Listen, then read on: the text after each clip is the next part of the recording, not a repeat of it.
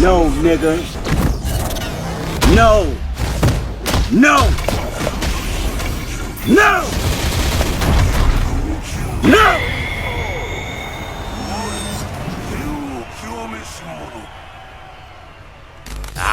Yes. It's that time of year again, niggas, where we start hearing all kinds of video gaming news for the second half of the year. That's right, ladies and gentlemen, this last Friday, the Summer Game Fest aired live all across the internet and presented us with some relatively large announcements for the rest of the year. The PlayStation 5, Xbox Series, and PC all got to showcase some of their upcoming titles, albeit most of the games presented this time around are actually multi-platform. This Summer Game Fest was quite interesting, as I don't even recall hearing of any console-exclusive games at all. Are we starting to see the end of console-exclusive titles for this next generation of gaming? Maybe a topic for a different time, but as for right now, let's get into those announcements.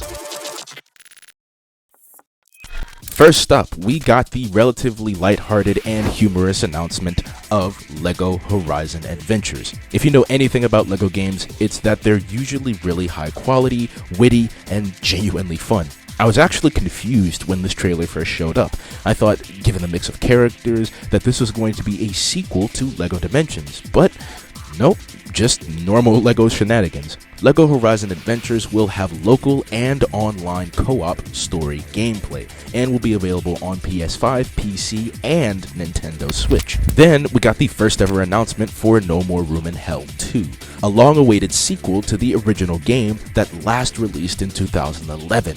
This is an 8-player survival horror with perma-death. You heard me right. If one of these motherfuckers catches you, that's it for the rest of the round. As an outsider looking in, this seems like a game that's going to have similar aspects and tension to games like Slender and Resident Evil, but also contain gameplay that might be akin to the likes of Phasmophobia. Less jump scares and more feeling of being helpless until the round is over, or until you reach your objective, whatever that may be. It's also worth noting that this game apparently will take place on one giant map, as opposed to each round starting on smaller maps.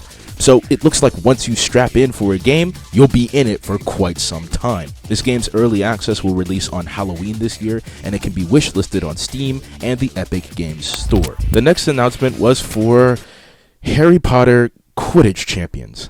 Yep, just the in-universe game.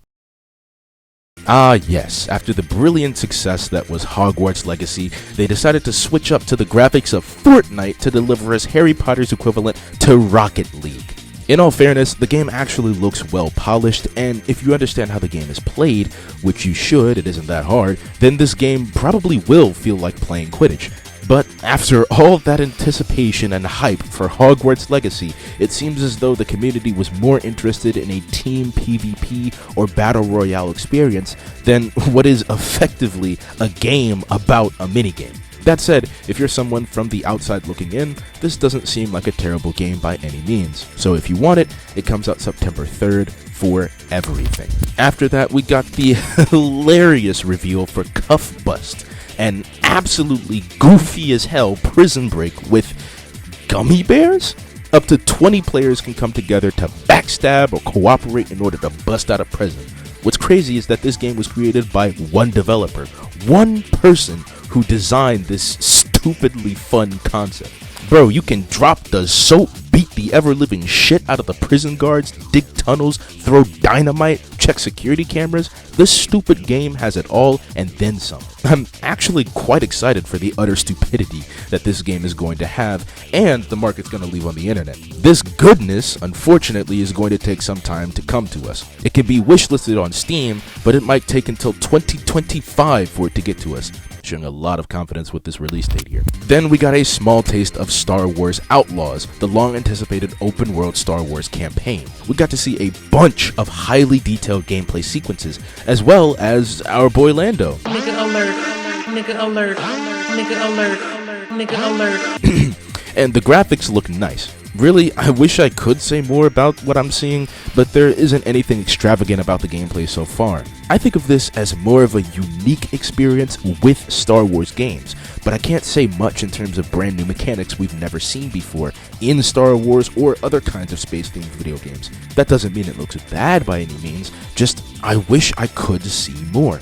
I'm aware there was a gameplay showcase just after the presentations, but I didn't stay around to watch this, and this video is about covering the trailers, not the gameplay sequence after the show. So, I digress. Apparently, there's also going to be another gameplay reveal on Monday, June 10th. By the time this gets uploaded, it's probably already Monday or Monday has passed. So, if you want to, tune in for that. The game is expected to release for consoles at the end of August this year. Next up, we got to see the announcement of Neva. I've gotta say, this game is straight up art. The style of the game visually and thematically is almost as if Hollow Knight and Ori had a beautiful, beautiful child. Seriously, everything from the colors and the simplistic graphics makes this game absolutely stunning. Apparently, the main character, this sword wielder named Alba, is bound to the wolf spirit Neva, and it evolves as the game evolves. The two help one another get through the obstacles that their adventure throws at them.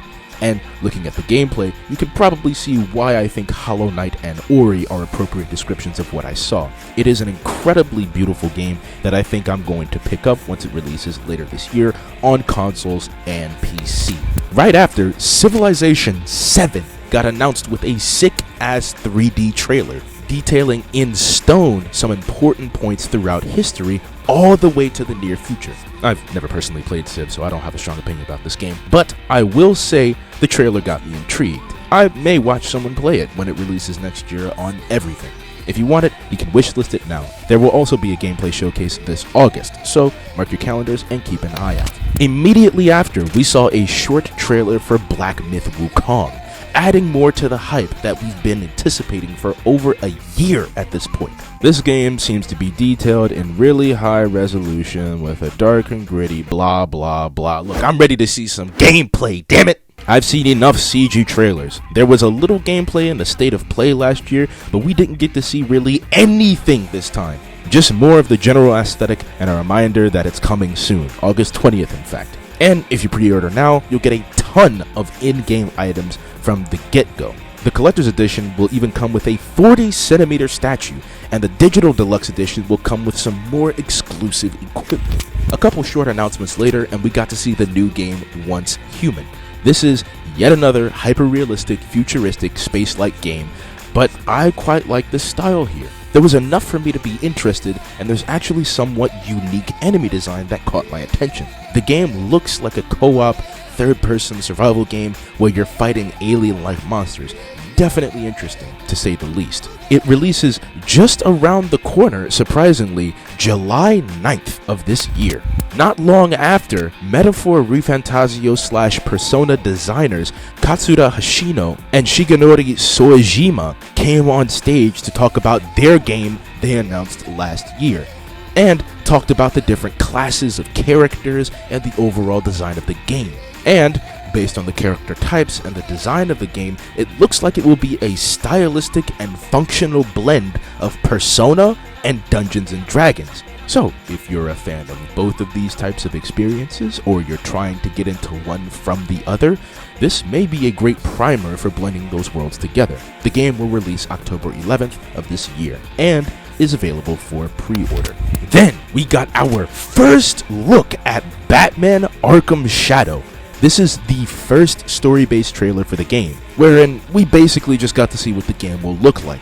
The Rat King has taken over Gotham, and it is Batman's job to defeat him and his goons. This is actually significant because I'm pretty sure this will be the first recasting for a Batman game since the passing of Kevin Conroy. So we'll get to hear what Batman is going to sound like in this game, and in modern Batman games moving forward. And based on the narration throughout the trailer, it sounds like they got a pretty convincing voice to play the role. This ambitious title releases in the fall of this year and is exclusive to Meta Quest 3. You heard me right, this is a VR experience. Immediately after, we got an animated short showing us King of Fighters characters in Street Fighter 6. Year 2 of DLC is among us, and Capcom is treating us with Terry, Elena, and someone Nintendo was too pussy to add, Mai. Additionally, they are leading this next wave with a clone of the original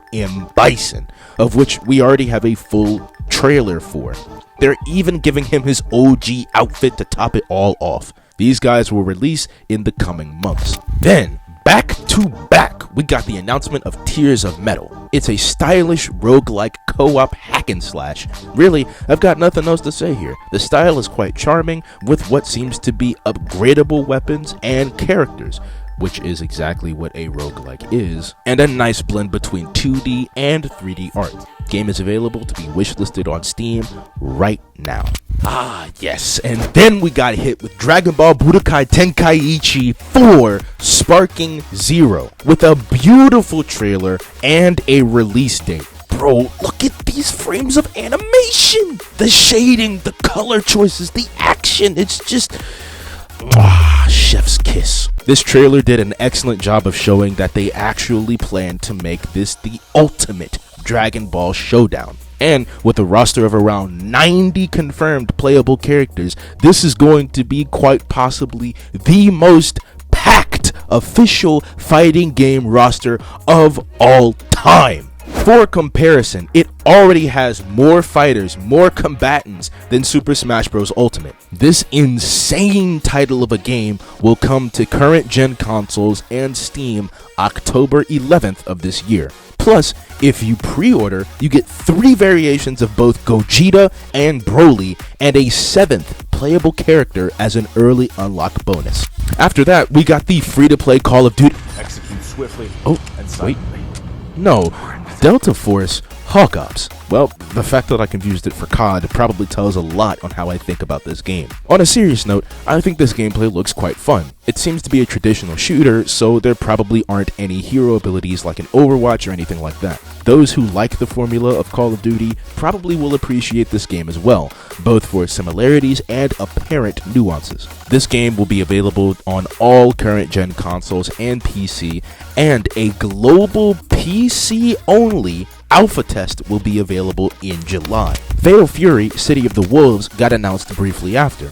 Looks very cool. I mean, there's not much else to be said here, unfortunately. There wasn't much of a look at gameplay. The updated graphics obviously look quite nice, but aside from that, there just isn't much to digest. Here's to hoping this show us something new in the next few months. After all, summer is the time of fighting game circuits, so we'll likely see some big announcements like we did last year for Tekken 8, Street Fighter 6, and Mortal Kombat 1.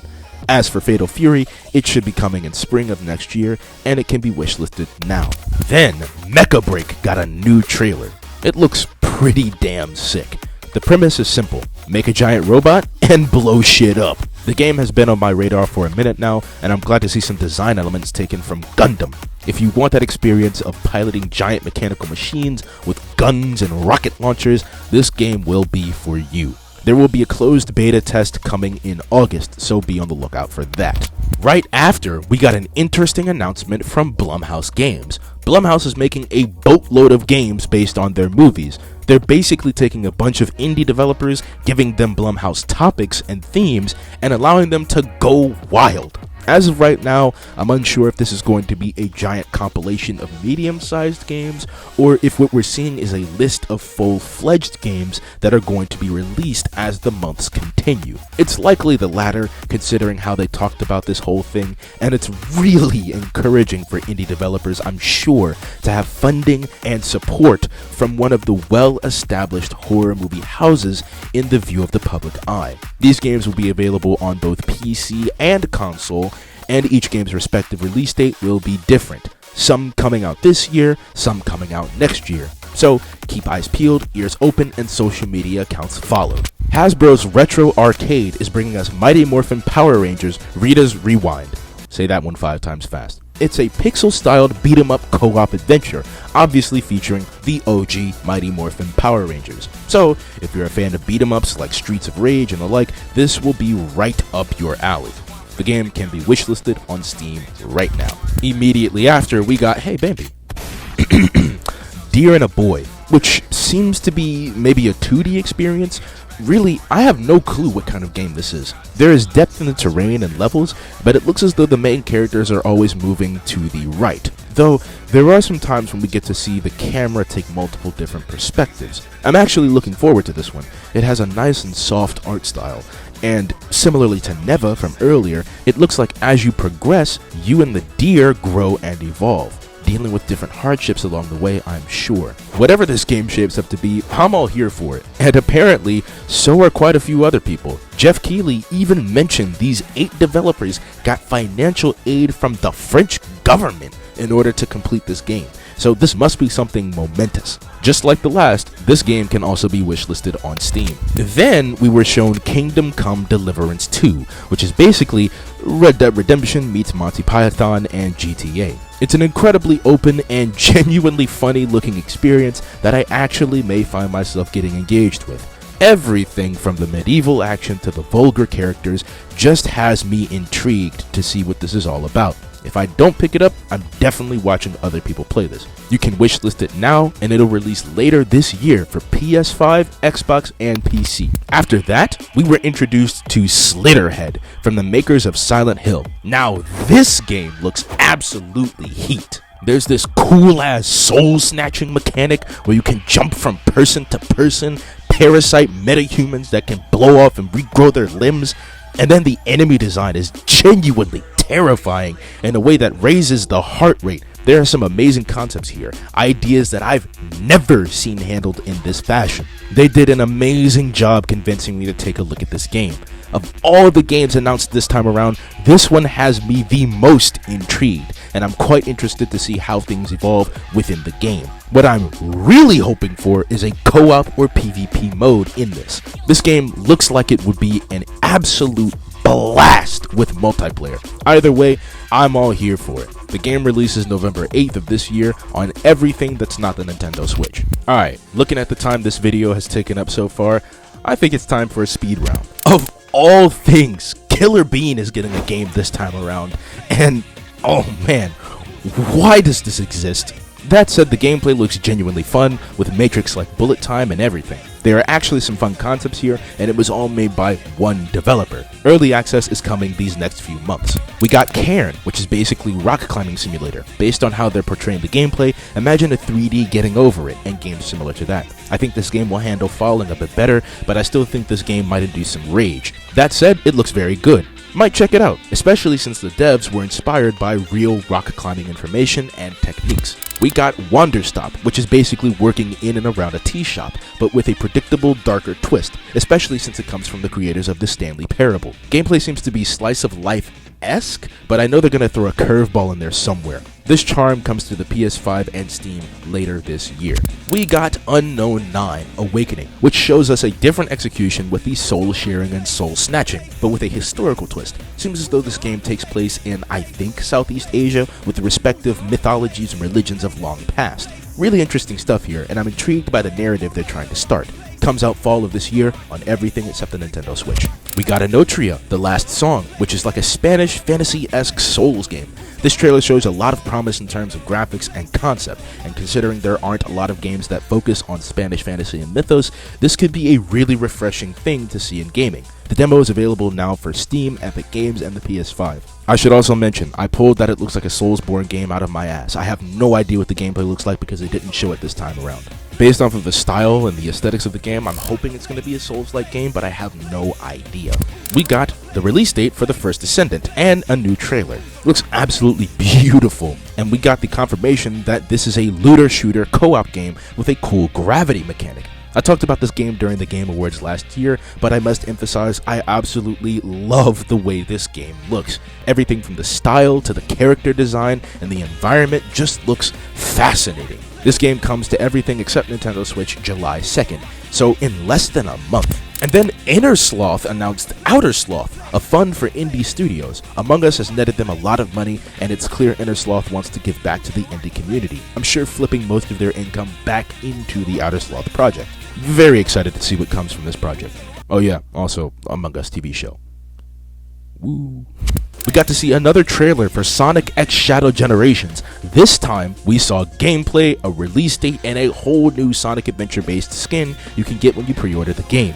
Something else to note is that Sonic X Shadow Generations was available to be played at the event, and many notable content creators, like our boy Fidel Gamescage, got first-hand experience from the gameplay, and those who played had great things to report back. So that's reassuring for us fans. Also, why the fuck did we get stuck with this fuck-ass cover art where Japan got these hard-ass new renders and the better box art in general? They need to squeeze in Shadow with these renders that were made for a different purpose. It's so nonsensical, Sega. Why?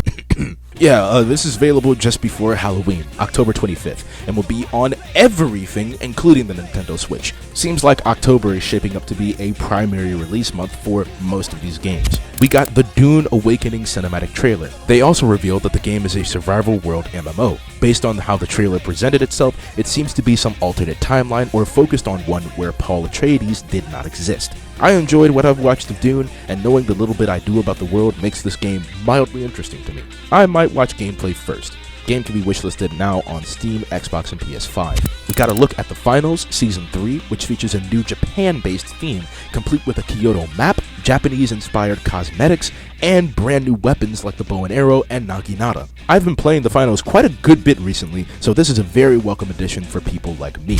We got news that Alan Wake 2 is getting a physical deluxe and the Night Springs expansion featuring 3 new what-if scenario chapters. And, as of the time of this recording, this expansion has already released. It was available the day after the announcement on stage. Blah blah blah, Honkai Star Rail, more content as to be expected, moving on. And we got Hyper Light Berserker, which features a full co-op campaign. This game has a genuinely cool style. There's a lot of charm to the characters and presentation in the game. Seems quite interesting. Might watch someone playing this one later this summer. Next up was quite a large announcement for a new Skate game. Skate, with a period.